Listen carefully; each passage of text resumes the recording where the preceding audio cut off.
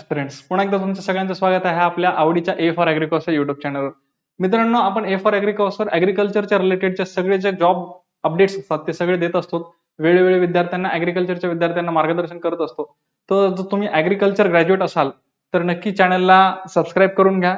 आपलं Telegram channel आहे त्याला जॉईन करून घ्या आणि इंस्टाग्रामचं जे आपलं पेज आहे ए फॉर ॲग्रिकॉस ऑफिशियल, तर त्याला सुद्धा फॉलो करून घ्या. तुम्हाला या चॅनलवरचे सगळे अपडेट्स तिथं मिळत जातील. ठीक आहे. प्लस मित्रांनो, जे आता जिल्हा परिषदचे ऍड आलेले आहे, त्या जिल्हा परिषदच्या ऍड मध्ये विविध अशा जागा आहेत ज्या की स्पेसिफिकली ॲग्रिकॉस साठी आहेत, ज्या की स्पेसिफिकली ॲग्रिकल्चरच्या विद्यार्थ्यांसाठी आहेत. ठीक आहे. सो अशा ॲग्रिकल्चरच्या विद्यार्थ्यांना जिल्हा परिषदच्या पूर्ण जागांमध्ये कुठल्या स्पेसिफिक जागा आहेत, स्पेशल जागा आहेत, जिथे की त्यांना स्पेशल ऍडव्हान्टेज मिळेल, कॉम्पिटिशन कमी असेल, अशा सगळ्या जागांची आपण माहिती देत आहोत. तर हा दुसरा व्हिडिओ आहे. पहिला व्हिडिओ जो आहे तो कंत्राटी ग्रामसेवकच्या बाबत आपण केलेला आहे. तर त्याची तुम्ही व्हिडिओ जी आहे लिंक ती तुम्हाला आय बटनवर मिळेल. ठीक आहे. आणि या चॅनलवर तो व्हिडिओ मिळेल. ठीक आहे. सो तुम्ही बघून घ्या. त्याच्यानंतर आजचा जो पद आहे ज्याच्याबद्दल आपण माहिती घेणार आहोत ते पद आहे पशुधन पर्यवेक्षक. पशुधन पर्यवेक्षक काय आहे? पशुधन पर्यवेक्षक हे पशुधन संवर्धन जो विभाग असतो त्याच्यामध्ये पशुधन पर्यवेक्षक हे पद असतं. तिथं तुम्हाला ऍज अ सुपरवायझरचा जॉब असतो. ठीक आहे. ऍज अ सुपरवायझरचा जॉब असतो. तुमच्या अंडरच्या एरियामध्ये जे काही पशुधन येतं, म्हणजे तुमच्या अंडर जे काही पशुधन येतं शेतकऱ्यांचं, त्याच्यामध्ये काऊ आलं, कॅटल आलं, ठीक आहे, म्हणजे गायी आल्या, म्हशी आल्या, बैल आले, ठीक आहे, तर पुन्हा आणखीन हे आल्या आपल्या शेळ्या वगैरे आल्या, ठीक आहे, शेळ्या मेंढ्या वगैरे ह्या सगळ्या गोष्टी जे जे पशुधन शेतकरी सांभाळतात ते त्या सगळ्यांवर सुपरविजन ठेवायचं. ठीक आहे. सुपरविजन ठेवायचे. सो हे तुमचं काम आहे. थोडक्यामध्ये जर सांगायचं झालं ओबडधोबड भाषेत तर ते ह्या पदाला तुम्ही इलिजिबल आहात की नाही हे आपण बघूया. ठीक आहे. बघा, या पदाला काय दिली त्यांनी एज्युकेशन क्रायटेरिया, त्यांनी शैक्षणिक पात्रता अशी दिली की संविधिक विद्यापीठाची पशुवैद्यक शास्त्रातील पदवी दिली डायरेक्ट त्यांनी धारण करीत असलेल्या व्यक्ती. म्हणजेच काय, वेटरनरी सायन्स मध्ये जर तुमची डिग्री असेल, वेटरनरी सायन्स मध्ये जर तुमची डिग्री असेल, ठीक आहे, हा, वेटरनरी सायन्स मध्ये जर तुमची डिग्री असेल त्याला आपण ढोरांचा डॉक्टर असं म्हणतो. ठीक आहे. ढोर डॉक्टर म्हणजे जर प्राण्यांचे जर तुम्ही डॉक्टर असाल, वेटरनरी सायन्स मध्ये जर तुमची डिग्री झालेली असेल तर तुम्ही इलिजिबल आहात या पदासाठी.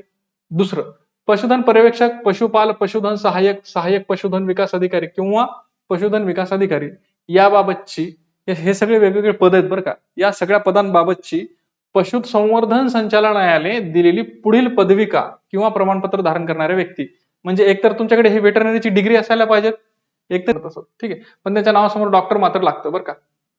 ठीक आहे. सो बीएससी वेटरनरीची जर तुमच्याकडे डिग्री असेल तर तुम्ही इलिजिबल आहात. जर नसेल तर पशुसंवर्धन संचालनालयाने वेळोवेळी जे वेगवेगळे प्रमाणपत्र म्हणजे सर्टिफिकेट डिप्लोमा वगैरे चालवले आहेत, त्या सर्टिफिकेट डिप्लोमा पैकी एक डिप्लोमा तुमचा ऍटलिस्ट झालेला पाहिजे. कुठले कुठले डिप्लोमे आहेत बघा, हे सगळे एवढे डिप्लोमे आहेत, यापैकी कुठला एक डिप्लोमा जर झालेला असेल तुमचा तर तुम्ही या पदासाठी अर्ज करू शकता. बघा काय दिले त्यांनी त्यावेळच्या मुंबई राज्याने म्हणजे संयुक्त महाराष्ट्र होण्याआधी जेव्हा आपल्या राज्याला मुंबई राज्य म्हणून ओळखलं जायचं, त्यावेळेस जे अभ्यासक्रम चालवले जायचे त्यामध्ये पशुवैद्यक पशुपाल प्रशिक्षण अभ्यासक्रम किंवा पशुसंवर्धन विभाग हा जर पशुवैद्यक पशुपाल प्रशिक्षण अभ्यासक्रम हा जर तुमचा झालेला असेल, ठीक आहे, फार जुना आहे हा, मुंबई राज्यात त्यावेळेस तो चालवला जायचा, त्याच्यानंतर तो अजूनही चालत असेल तर तो जर तुम्ही केलेला असेल तर तुम्ही पशुधन पर्यवेक्षकला एलिजिबल आहात. पशुसंवर्धन विभाग, महाराष्ट्र शासन आणि राज्यातील विविध संवेदित कृषी विद्यापीठे यांनी चालवलेला पशुधन पर्यवेक्षक अभ्यासक्रम, म्हणजे वेगवेगळी जी ऍग्रिकल्चर युनिव्हर्सिटी आहे, जी वेगवेगळे आपल्या महाराष्ट्रामध्ये 4 कृषी विद्यापीठ आहेत. ठीक आहे. सो या 4 कृषी विद्यापीठांनी वेगवेगळ्या ठिकाणी वेगवेगळे सर्टिफिकेट कोर्सेस किंवा पशुधन पर्यवेक्षक साठी जो डिप्लोमा चालवला जातो, त्या डिप्लोमाचं नावच आहे पशुधन पर्यवेक्षक. तो डिप्लोमा जर तुम्ही कंप्लीट केलेला असेल तर मात्र तुम्ही या पदाला अप्लाय करू शकता, या पदासाठी तुम्ही अर्ज करू शकता. पशुसंवर्धन विभाग, महाराष्ट्र शासन यांनी चालवलेला पशुवैद्यक पशुसंवर्धन शास्त्रामधील 2 वर्षाचा सेवांतर्गत पदविका अभ्यासक्रम हा सुद्धा एक डिप्लोमा आहे. ठीक आहे. म्हणजे जर ऍग्रिकल्चर विद्यापीठांनी चालवलेला, कृषी विद्यापीठांनी चालवलेला डिप्लोमा तुमचा झालेला असेल तर ठीक आहे, नसेल झाला तर महाराष्ट्र शासन पशुसंवर्धन विभागाने हा जो डिप्लोमा चालवला आहे पशुवैद्यक व पशुसंवर्धन शास्त्रामधील 2 वर्षाचा जो डिप्लोमा चालवलेला आहे, तो डिप्लोमा जर तुमचा झाला असेल तरी तुम्ही अर्ज करू शकता. किंवा खालील संस्थांनी चालवलेला पशुवैद्यक शास्त्र विषयासह दुग्धशाळा व क्षेत्र व्यवस्थापन व पशुसंवर्धन पदविका यामधील 2 वर्षाचा पदविका अभ्यासक्रम. ठीक आहे.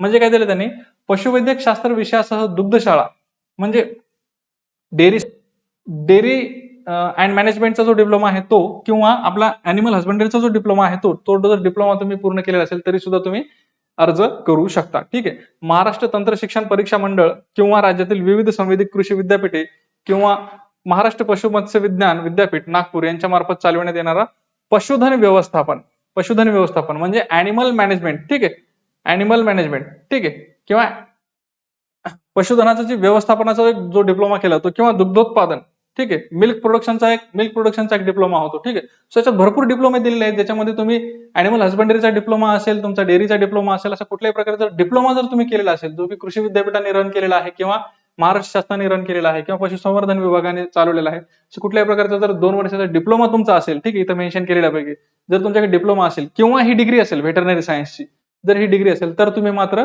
नक्की या पदासाठी अर्ज करू शकता. ओके, या पदाबद्दल काय अडचण असेल तर तुम्ही नक्की कमेंट बॉक्समध्ये टाका, आपण त्याच्यावर उत्तर देण्याचा चांगला प्रयत्न करू. तोपर्यंत तुम्ही चॅनलला सबस्क्राईब करा, टेलिग्रामला जॉईन करा आणि आपल्या इन्स्टा पेजला फॉलो करा. थँक्यू सो मच मित्रांनो.